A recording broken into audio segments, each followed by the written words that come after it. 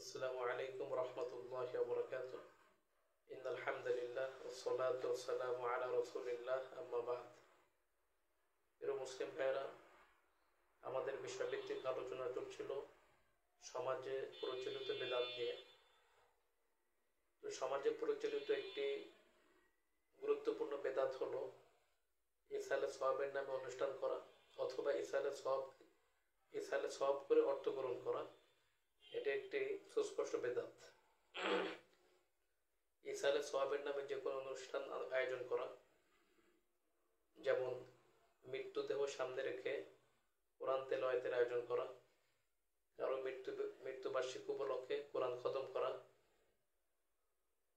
এ সমস্ত বিষয় কোরআন সুন্নাহ থেকে প্রমাণিত নয়। এই জন্য এগুলো সুস্পষ্ট বিদআত। আর ইসালে সওয়াব করে অর্থ গ্রহণ করা, এটা সুস্পষ্ট হারাম এবং বিদআত।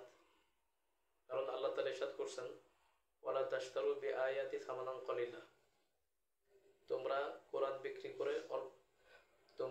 কোরআন অল্প মূল্যে বিক্রি করে দিও না। সূরা বাকারা 41 নম্বর আয়াত।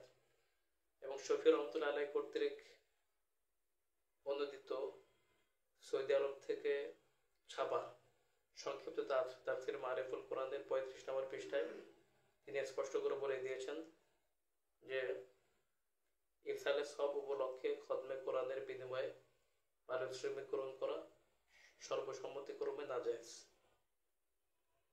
এবং শফি রহমতুল্লাহ আলাইহি তার আলিম নামক গ্রন্থে বিস্তারিতভাবে লিখেছেন এবং অকাট্য দলিল পেশ করেছেন যে কোরআন শিক্ষাদান করানো, ইমামতি করে টাকা নেওয়া, আরো মৌলিক যে বিষয়গুলোর কারণে পরবর্তী ফকিহগণ জায়েজ বলেছেন, সেটা শুধু তার জন্যই নির্ধারিত।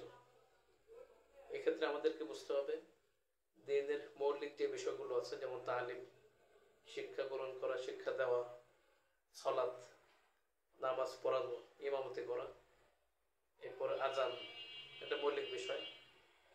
এরকম হজ, যাকাত, এ সমস্ত মৌলিক বিষয় যেগুলো না থাকলে দিন ধ্বংস হয়ে যাবে।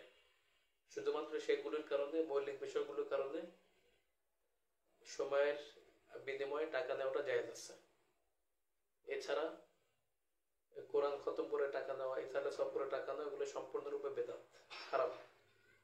এগুলো থেকে আমাদেরকে বাঁচতে হবে।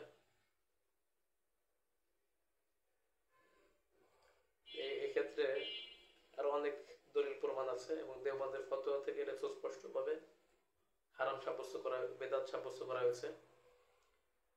তো কোরআনের পারিশ্রমিকের বিনিময়ে খতম করা বা টাকা নেওয়া, এই সমস্ত রীতি সাহাবী, তাবী এবং প্রথম যুগের উম্মতগণ থেকেও প্রমাণিত নয়। সুতরাং এগুলো নিঃসন্দেহে বিদআত। আল্লাহ তাআলা আমাদেরকে বোঝার তৌফিক এনায়েত করেন। আমিন ইয়া রাব্বাল আলামিন। আসসালামু আলাইকুম ওয়া রাহমাতুল্লাহি ওয়া বারাকাতুহু।